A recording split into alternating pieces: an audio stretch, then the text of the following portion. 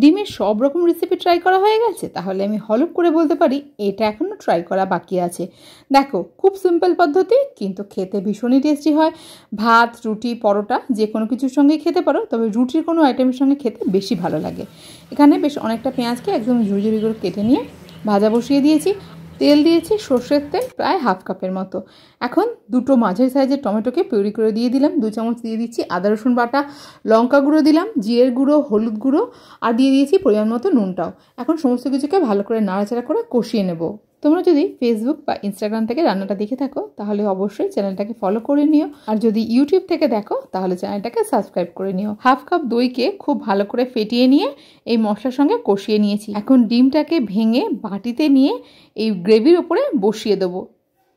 ডিমগুলো ভেঙে যেন ডাইরেক্ট কড়াইতে দিও না, অনেক সময় ডিম পচা থাকে, তখন কিন্তু সমস্যা হতে পারে। আর এই কুসুমের ওপর থেকে দিয়ে দিচ্ছি একটু লাল লঙ্কার গুঁড়ো, আর দিয়ে দিচ্ছি একটুখানি করে নুন। এখন 1.5টার মতো চিজ স্লাইস এখানে ব্যবহার করেছি। চিজ স্লাইসটা ঠিক ডিমের উপরে দিয়ে দেব, আর ঢাকা দিয়ে দেবো যাতে চিজটা সুন্দর করে মেল্ট হয়ে যেতে পারে। চিজটা দেওয়ার আগে হাফ কাপের একটু কম জল সাইড থেকে দিয়ে দিয়েছিলাম। তারপরে এখন চিজটা দিয়ে ঢাকা দিয়ে রেখে দিয়েছি 2 মিনিটের মতো। এখন দেখো চিজটা সুন্দরভাবে মেল্ট হয়ে গেছে, ডিমটাও কিন্তু রান্না হয়ে গেছে।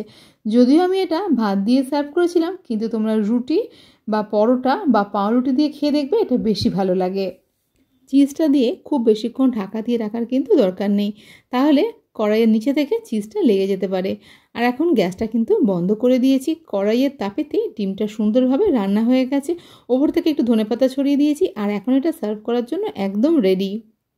তোমরা অবশ্যই একবার এভাবে বানিও, আর কেমন লাগলো সেটা কিন্তু আমাকে জানাতে ভুলো না।